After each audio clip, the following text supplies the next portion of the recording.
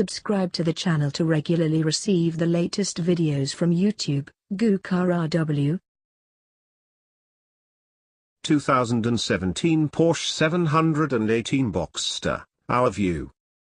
The verdict: incredible balance and a new turbocharged 4-cylinder engine make the 718 Boxster two-seat convertible a joy to drive. Versus the competition, the 718 Boxster's mid-engine, rear-wheel drive setup makes it unique among competitors. For the Boxster's 20th birthday this year, Porsche gave it a revised name and a full redesign. The 2017 Porsche 718 Boxster has revised styling and interior technology, plus 2 new engines. The engines are turbocharged horizontally opposed 4 cylinders, replacing the naturally aspirated flat 6 cylinders found in all previous Boxsters. Compare the 2017 718 Boxster with last year's model here. The new engines give the 718 Boxster even more performance, making an already engaging car even sharper. The Boxster competes against the Audi TT and Mercedes-Benz SLC class, as well as its fixed-roof stablemate, the Porsche Cayman Coupe. Compare the Boxster with those vehicles here. What we tested. The 718 Boxster starts at $57,050, including destination charge, with a 6-speed manual transmission, but it goes up quickly from the given Porsche's preference for offering features à la carte rather than bundling them into packages. My test vehicle had too many options to list individually, but here are the major ones. 7-speed automatic transmission. Porsche Active Suspension Management, $1,790. Porsche Torque Vectoring, $1,320. Sport Chrono, $2,605.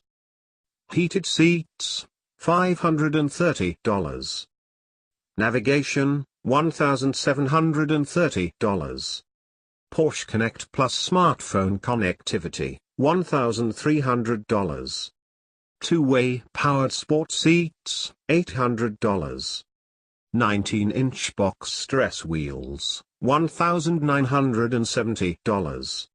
Add it all up and my test car cost $73,125.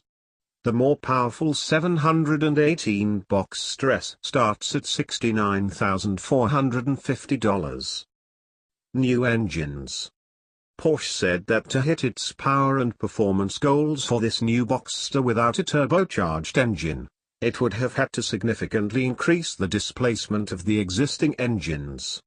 The twin turbocharged flat 6 used in the 911 car era wouldn't fit, either, so the choice was made to downsize and add forced induction.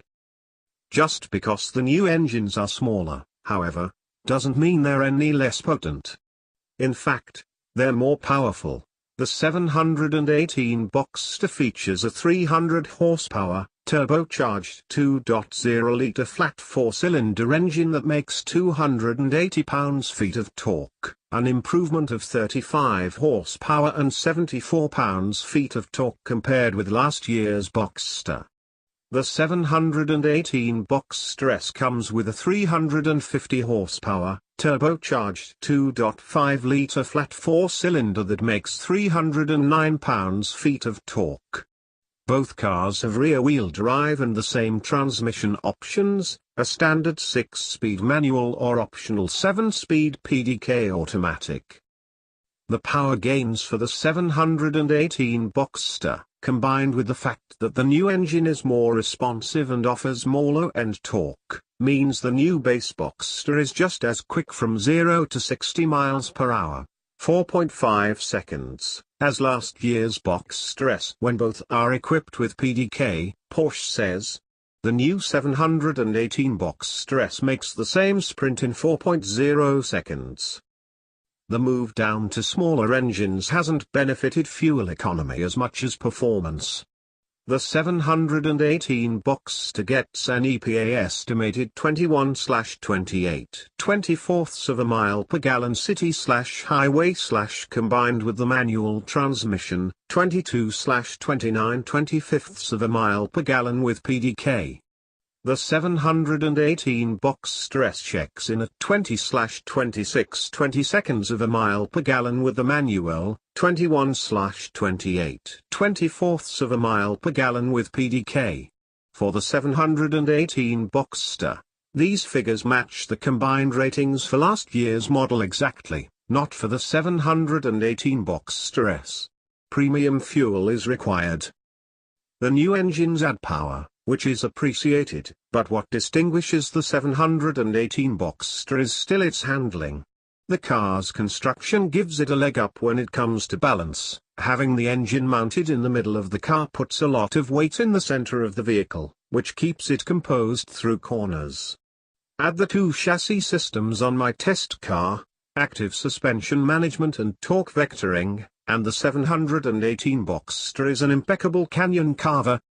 The torque vectoring system works in concert with the rear axle's mechanical differential lock to brake the inside rear wheel when cornering at high speed and shift more power to the outside wheel.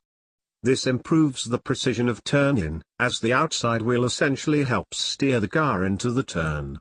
It has real impact. The 718 Boxster dives into corners headlong, with great enthusiasm.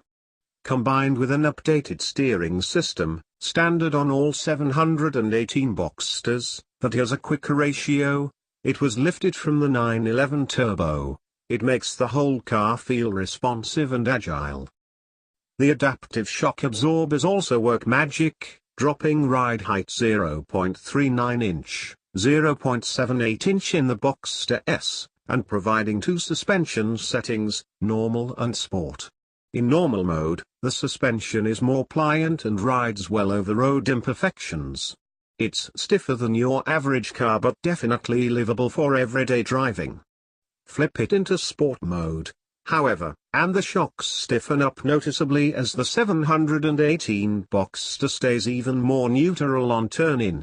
Even in moments when you feel like the car should start to step out or be out of balance, it stays preternaturally flat. Sport isn't the mode I'd choose for a commute or a highway, but if you're on a twisty road and looking for some fun, it's perfect. As good as the 718 Boxster is in the performance aspect, it is not without what we'll call compromises. To be gentle. If we're not being gentle, they're drawbacks. Cargo room is small. There are two trunks, a 5.3 cubic foot trunk up front and a smaller 4.4 cubic foot area in the rear. Remember, the engine is in the middle, behind the seats. That amounts to 9.7 cubic feet total. Not a bad number for a car this size, but being divided brings limitations.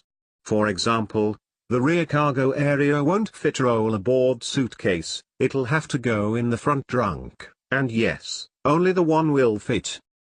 There's also the problem of visibility. With the powered top down, it's easy to see in all directions, but when the roof is up, the opposite is true.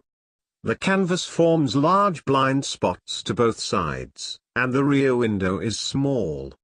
Make sure your mirrors are set up perfectly, since you'll have to depend on them a fair amount. My final gripe has to do with the list of standard equipment. There are many options available, but they're expensive. There are a few things I think should be included standard in a car that costs this much, including automatic climate control and automatic emergency braking. These caveats don't change the fact that the 718 Boxster achieves its goal. It's an unabashed sports roadster that puts a premium on drivability, balance and agility, and it doesn't just complete that mission, it excels at it. Of course, a two-seat convertible that doesn't fit much cargo is not for everyone. Kids or a spouse could easily sway the calculus a bit on a car like this. And the price tag is steep for something that offers so little practicality and not great fuel economy. But if your mission is as singular as the 718 Boxsters and your objective is to find the car that's the most fun to drive, I promise you won't be disappointed.